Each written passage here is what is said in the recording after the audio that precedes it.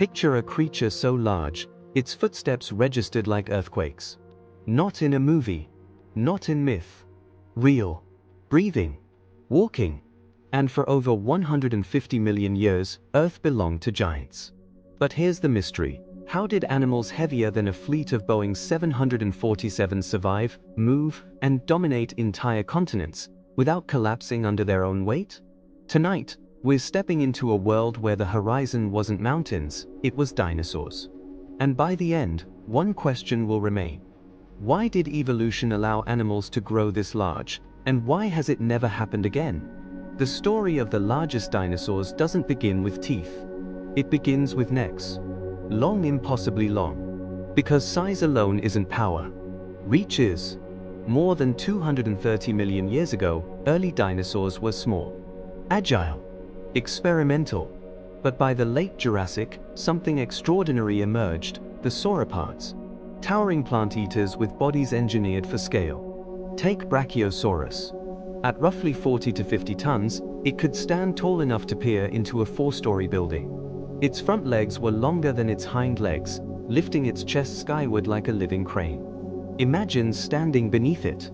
Its heart the size of a small car engine pumping blood up a neck longer than a city bus. How? Scientists believe it required a cardiovascular system so powerful it rivaled anything evolution has produced since. But Brachiosaurus was only the beginning. Because somewhere in what is now Argentina, an even greater titan walked.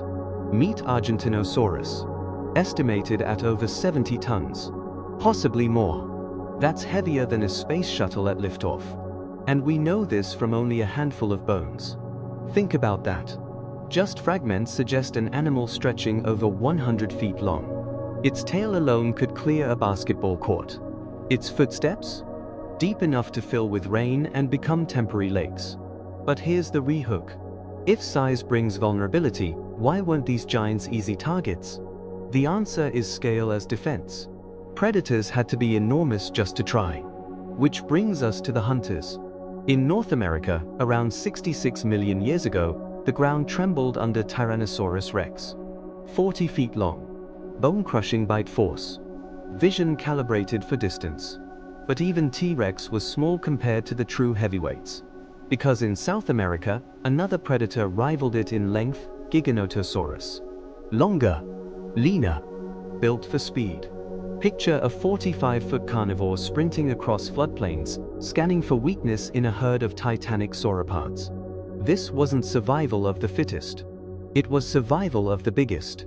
And yet, even Giganotosaurus would have struggled to take down a full-grown titan. That's the twist.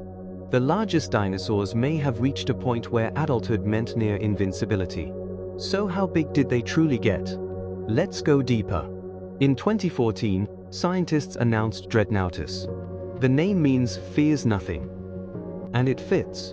Weighing around 65 tons, this individual fossil was remarkably complete, giving researchers unprecedented insight into growth patterns.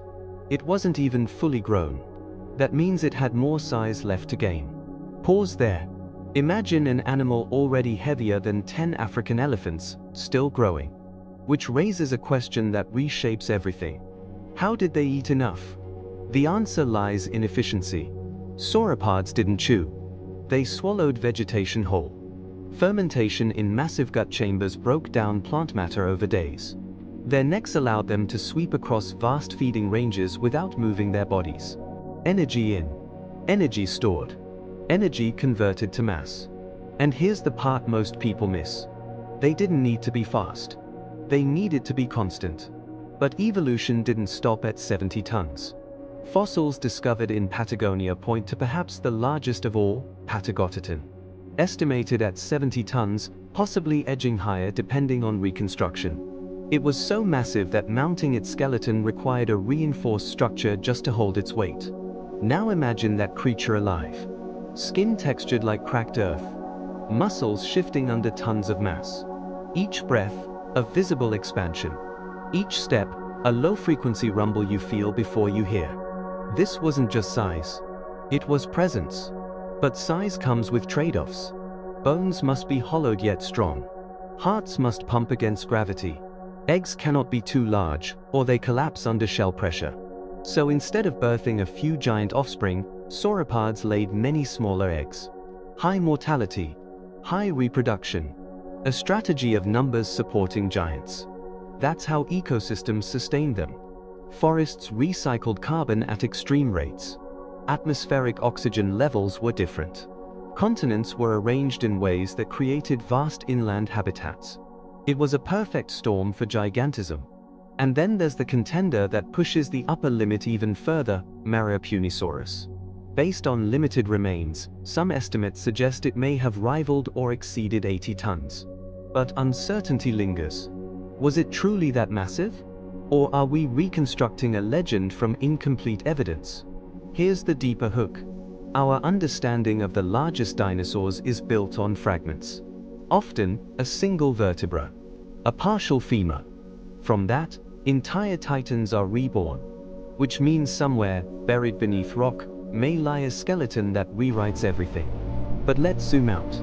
Why don't we see land animals this large today? Gravity hasn't changed. Physics hasn't changed. So what did? Climate stability, vegetation density, predator-prey balance, and perhaps most importantly the asteroid. 66 million years ago, a space rock roughly 6 miles wide slammed into Earth near what is now the Yucatan Peninsula. The event that ended the age of dinosaurs. The largest animals to ever walk the Earth, erased in geological seconds.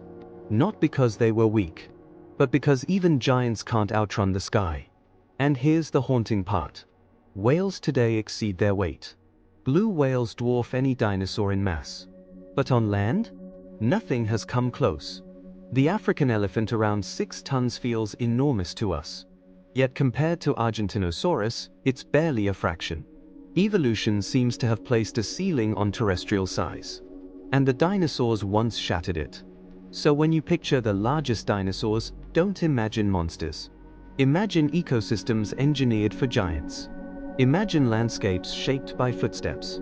Imagine forests bending beneath living towers. Because the true scale of these animals isn't just physical. It's historical. They dominated Earth longer than humans have existed. They reshaped continents. They defined eras. And their story isn't finished.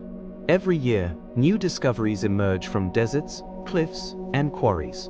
A new vertebra, a new femur, a new giant waiting to be named. Which means the crown for largest dinosaur may not yet be settled. And somewhere beneath layers of stone, the greatest land animal of all time may still be waiting. So here's the question that lingers. If Earth once supported animals this massive, could conditions ever align for giants to walk the land again? Or was the age of giants a one-time miracle we'll never witness twice? And if this was just one chapter of prehistoric extremes, what other impossible worlds has our planet already forgotten? Subscribe now to explore the hidden history of our planet's past. You won't believe what Earth used to look like.